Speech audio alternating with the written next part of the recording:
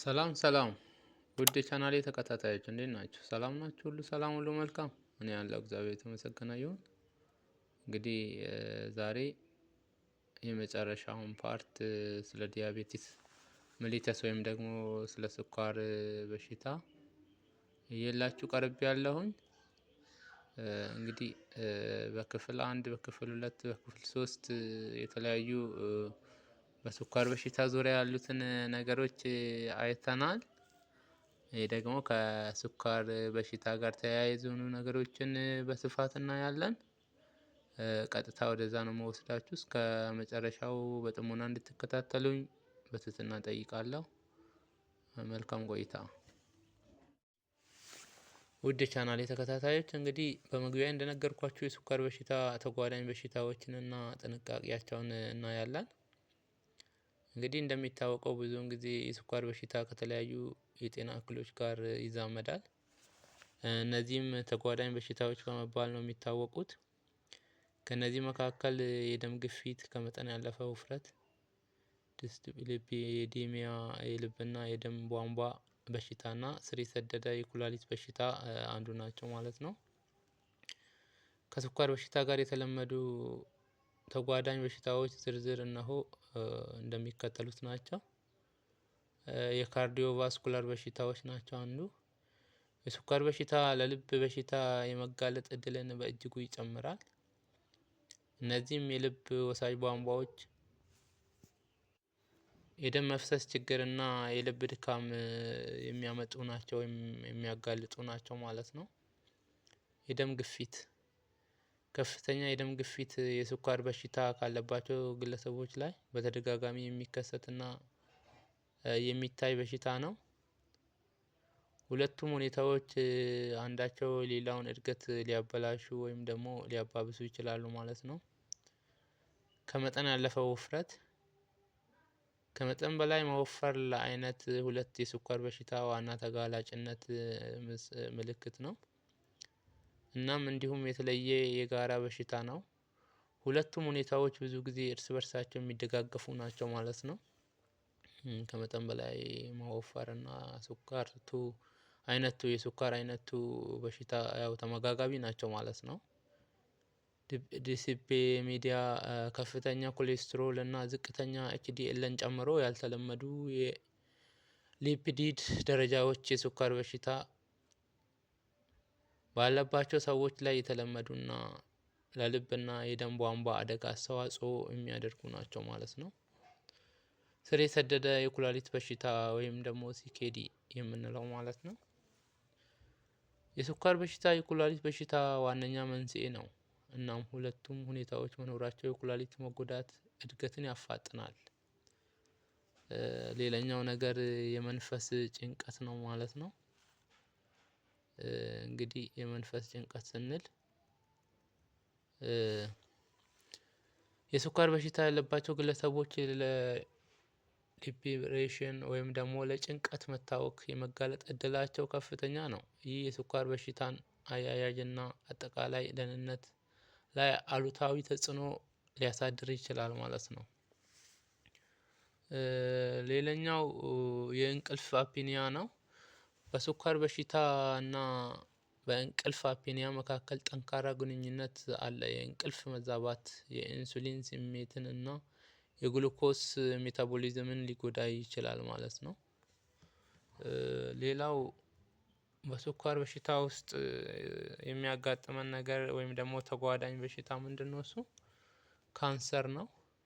ጥናቶች እንደሚያመለክቱ የስኳር በሽታ ባለባቸው ሰዎች ለአንዳንዱ የካንሰር አይነት የመጋለጥ እድላቸው ከፍተኛ ሲሆን የስኳር በሽታ አብሮ መኖር የአንዳንድ ካንሰሮችን ትንበያ ሊያባብስ ይችላል ነው የሚለው። እንግዲህ በተለያዩ ጥናቶች ተመርኩዘው ሳይንቲስቶች ይህንን ግኝት እንዳገኙ ነው የሚያመለክተው። ሌላኛው የስኳር በሽታ ሬቲኖፓቲ የሚባለውን ችግር ያመጣል። በሬቲና ውስጥ በሚገኙ ትናንሽ የደም ስሮች ላይ የሚደርሰው ጉዳት ወደ እይታ ማጣት ሊያመራ ይችላል። እናም የስኳር በሽታ የተለመደ ችግር ነው ማለት ነው ሬቲኖፓቲ። ሌላው የስኳር በሽታ ችግር ምንድነው? እሱ ኑሮፓቲ የሚባለው ነው። የነርቭ መጎዳት በተለያየ በእግርና እግሮች ላይ የተለመደ የስኳር በሽታ ነው። ይህ ወደ ህመም፣ የመደንዘዝ እና የእግር ቁስለትን ሊያስከትል ይችላል ነው የሚለው። ሌላኛው የስኳር በሽታ ህሙማኖች የእግር ቁስለት ነው። ደካማ ደም ዝውውርና በእግሮች ላይ የነርቭ መጎዳት ወደ ቁስለት ሊያድግ ይችላል። ይህም ከባድ አደጋን ሊያመጣ ይችላል። ያ ማለት እግርን እስከ መቆረጥ ሊደርስ ይችላል ማለት ነው ከባድ አደጋ ስንል። ሌላኛው የማስታወስ ችግሮችና የግንዛቤ መቀነስን ያመጣል ነው የሚለው። በስኳር በሽታና በማስታወስ ችግሮች መካከል ግንኙነት እንዳለ የሚጠቁሙ መረጃዎች አሉ። ያልተለመደ የኢንሱሊን መጠን ለግንዛቤ ማሽቆልቆል አስተዋጽኦ ሊያደርግ ይችላል ነው የሚለው። እንግዲህ ሌላው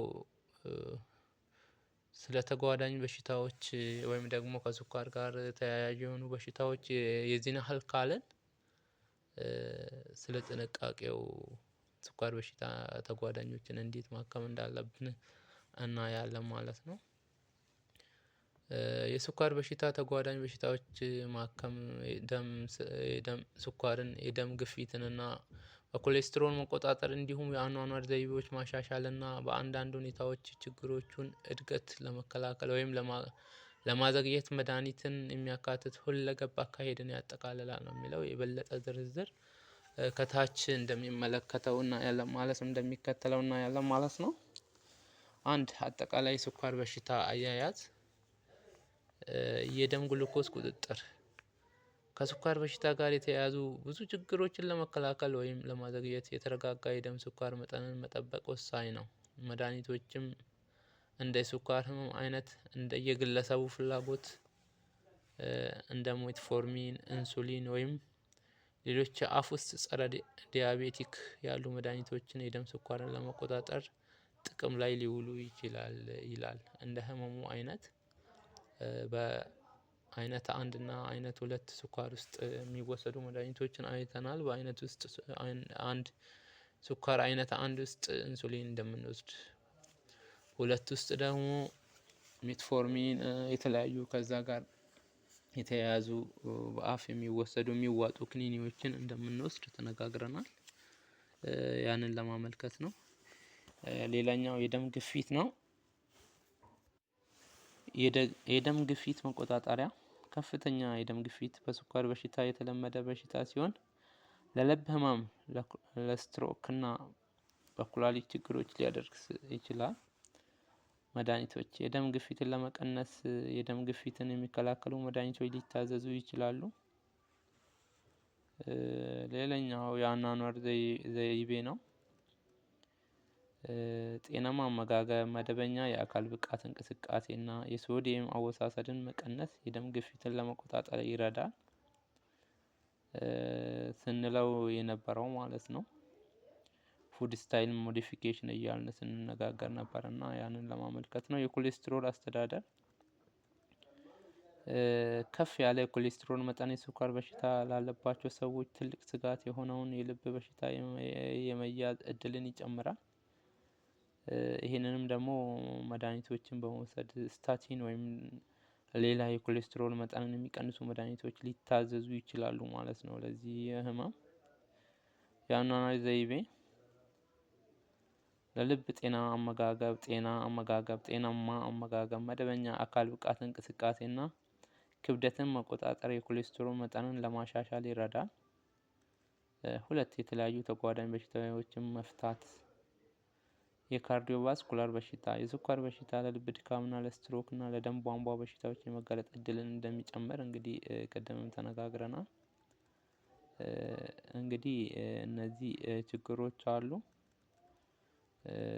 የአይን ህመም ብለናል ቅድም። ለኩላሊት በሽታ የኩላሊት በሽታን ሊጎዳ ስለሚችል ስር የሰደደ የኩላሊት በሽታን ያስከትላል። ይህ የደም ስኳር እና የደም ግፊትን በጥብቅ መቆጣጠር እንዲሁም የኩላሊት በሽታን እድገትን ለመቀነስ መድኃኒቶችን መጠቀም ያካትታል። የአይን ህመም ነው ሌላው። የስኳር በሽታ በአይን ውስጥ ደም ስሮችን ሊጎዳ ይችላል። ወደ ስኳር በሽታ፣ ሬቲኖፓቲ እና ሌሎች አይነት ችግሮች ሊያስከትል ይችላል። መደበኛ የአይን ምርመራ ማድረግ እንዲሁም ማከምን ያስፈልጋል ማለት ነው። የነርቭ ጉዳትን ሊያስከትል እንደሚችል ተነጋግረናል። ይሄ የደም ስኳር መቆጣጠርና ህመምን ለመቆጣጠር መድኃኒቶችን መጠቀምን የሚያካትት ነው ማለት ነው።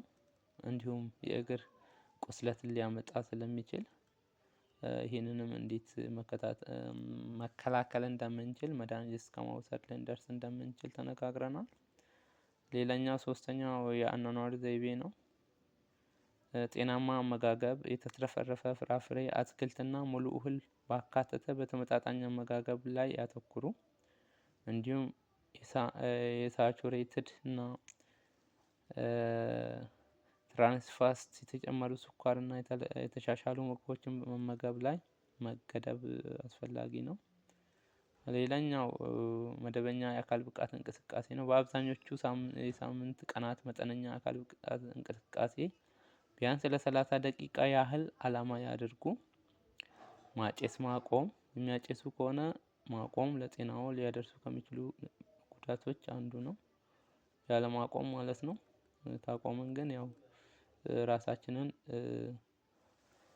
ወደ ጤንነት እየመለስን እንሄዳለን ማለት ነው። ክብደትን በተመለከተ ጤናማ ክብደትን መጠበቅ የደም ስኳር ቁጥጥርን ለማሻሻል እና የሌሎች ችግሮችን ለመቀነስ ይረዳል።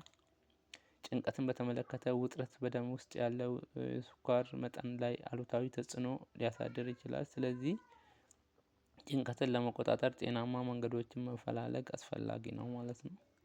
አራተኛ ሁለገብ እንክብካቤ የቡድን አቀራረብ ከጤና አጠባበቅ ቡድን ጋር አብሮ መስራት ሐኪምን የተመዘገበ የአመጋገብ ባለሙያ የተረጋገጠ የስኳር በሽታ አስተማሪ እና ሌሎች ስፔሻሊስቶችን ጨምሮ አጠቃላይ እንክብካቤ ለማረጋገጥ ይረዳል። ይሄ ማለት በማህበር ተደራጅቶ የስኳር ህሙማን ማህበር የብዙ ማህበራት አሉ። እዛ ውስጥ በመደገፍ አስፈላጊውን ትምህርት ማግኘት እና በዛው መጠን ራስን ትሪት ማድረግ ማለት ነው። እንግዲህ ሌላኛው የታካሚው ትምህርት ታካሚው ትምህርት ስንል በእንክብካቤ ውስጥ ንቁ ሚና ተጫዋች የሆነ የስኳር ህሙማን ያስፈልጋል ማለት ነው። ታማሚው ንቁና ተሳታፊ የሆነ ራሱን ለማሻሻል በእውቀት ላይ የተመረኮዘ በማንበብና እንዲሁም ማንበብ ባይችል ራሱ የሚሰጠውን ትምህርት በአግባቡ ተከታትሎ የራሱን ጤና ለመጠበቅ ተሳታፊ የሆነ ህሙማን መሆን አለበት ማለት ነው። እንግዲህ ውድ የቻናሌ ተከታታዮች ከስኳር ጋር ተያያዥ ወይም ደግሞ ተጓዳኝ የሆኑ በሽታዎችን ምን እንደሆኑና እነሱን እንዴት ማከምና ከእነሱ እንዴት መጠንቀቅ እንዳለብን ዝርዝር ነገሮችን አይተናል። እንግዲህ ይሄን ቶፒክ በዚሁ እንቋጨዋለን። እስከ ፍጻሜ ስለተከታተላችሁኝ ስላዳመጣችሁኝ ሰብስክራይብ ስለምታደርጉኝ ኮሜንት ስለምትሰጡኝ እያመሰገንኩኝ በዚሁ እሰናበታችኋለሁ። መልካም ቆይታ ይሁንላችሁ። ባይ ባይ።